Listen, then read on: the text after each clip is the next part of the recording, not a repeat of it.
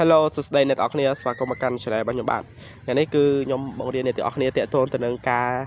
ធ្វើរូប generate រូបភាពរបស់យើងពីធម្មតាឲ្យទៅជាលក្ខណៈរូបបែបតុក្កតាឬក៏រូបអ្វីដែលយើងចង់បានអញ្ចឹងណាបាទអញ្ចឹងជំហានដំបូងគឺអ្នកទាំងអស់គ្នាត្រូវទៅកម្មវិធី Play Store ឬក៏ App Store សម្រាប់អ្នកទាំងអស់គ្នាប្រើប្រាស់ iPhone ឬក៏ Android អីហ្នឹងណាគឺចូលទៅកាន់នឹងអាហ្នឹងមកហើយអ្នកទាំងអស់គ្នា search ពាក្យថាChat GPT នេះ Chat GPT នេះចឹងអ្នកនរគ្នា download Chat GPT ហ្នឹងមកអ្នកនរគ្នាបើកទៅបន្ទាប់ពីអ្នកនរគ្នាបើកគឺវាទាមទារឲ្យអ្នកនរគ្នា log in មួយ email អ្នកនរគ្នាហើយបានអាច generate រូបភាពបានអញ្ចឹងយើង log in មួយ email របស់យើងមកខ្ញុំ log in មួយ email ហើយអញ្ចឹងខ្ញុំអត់ចាំបាច់ log in ម្ដងទៀតទេអញ្ចឹងយើងគ្រាន់តែចុចកន្លែងសញ្ញាបូកនេះសញ្ញាបូកហ្នឹងចុចមកហើយយើងជ្រើសរើសកន្លែងរូបភាពគេដាក់ photo អញ្ចឹងចុចដាក់ photo មកបាទអញ្ចឹងយើងចង់បានរូបភាពបែបម៉េចអញ្ចឹងឧទាហរណ៍ថាខ្ញុំយករូបភាពខ្ញុំមួយចោះយករូបភាពមួយនេះបន្តមកទៀតអ្នកទាំងអស់គ្នាអាចចុចពាក្យថាដានអ្នកទាំងអស់គ្នាជ្រើសរូបភាពអ្នកទាំងអស់គ្នាទៅណាខ្ញុំយករូបភាពរបស់ខ្ញុំអញ្ចឹងខ្ញុំចុចដានមកបន្តមកទៀតអ្នកទាំងអស់គ្នាសរសេរទៅយើងដាក់ថាplease please generate generate please generate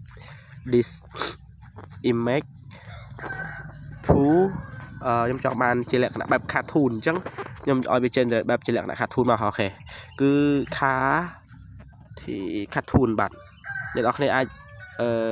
សរសេរបែបម៉េចតាមដែលអ្នកនរគ្នាចង់បានទៅសម្រាប់ខ្ញុំគឺខ្ញុំចង់បានបែបហ្នឹងអញ្ចឹងខ្ញុំសុំ copy ទុកដើម្បីឲ្យអ្នកនរគ្នា copy ពី description របស់ខ្ញុំបាទអញ្ចឹងខ្ញុំចុចបញ្ជូនទៅបន្ទាប់ពីបញ្ជូនទៅអ្នកនរគ្នាអាចចាំតិចទៅវានឹងយូរដែរដើម្បី generate បានណាអញ្ចឹងនៅពេលដែល AI វា generate មកបានគឺអ្នកនរគ្នាអាច save វាបានក្នុងការផុសចូលទៅកាន់បណ្ដាញសង្គម Facebook អីបានទេអញ្ចឹងចាំបន្តិចឲ្យវាយូរ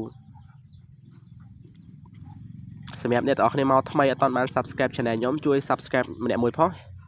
ដើម្បីទទួលបានកលឹះថ្មីអីចឹងណា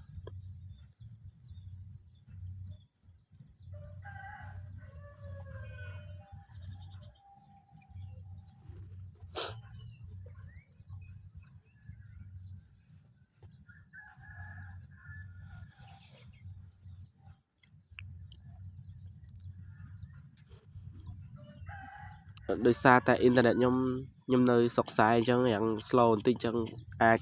ប្រហែលជាវា generate យូរ creating image may take a moment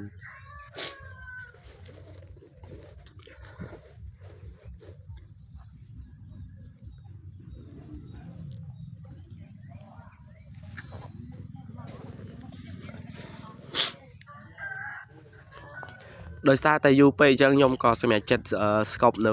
វីដេអូប៉ុណ្ណឹងសិនចាំពេលដែលវា generate បានចាំខ្ញុំនឹងដាក់ឲ្យអ្នកនរគ្នាមើលបាទអញ្ចឹងវា generate ឲ្យបានហើយអញ្ចឹងយើងអាច copy នៅរូបភាពនឹងបានអញ្ចឹងមុននឹងខ្ញុំបាន scope អញ្ចឹងយើងចុចលើរូបភាពនឹងមកslow ម៉េះយើងមានប៊ូតុង save អ្នកនរគ្នានេះអាចចុច save នេះsave មកអូខេយើងអាច save បានហើយអញ្ចឹងយើងអាចចូលទៅមើលនៅ gallery របស់យើងមកអត់ចេញអញ្ចឹង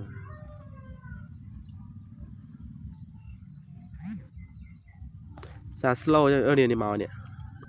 បាទអញ្ចឹងនេះគឺរូបភាពដែលយើងបាន generate អំបញ្ញមិញបាទអញ្ចឹងវីដេអូហ្នឹងគឺមានតែប៉ុណ្ណឹងជួបគ្នានៅវីដេអូក្រោយបាយបាយ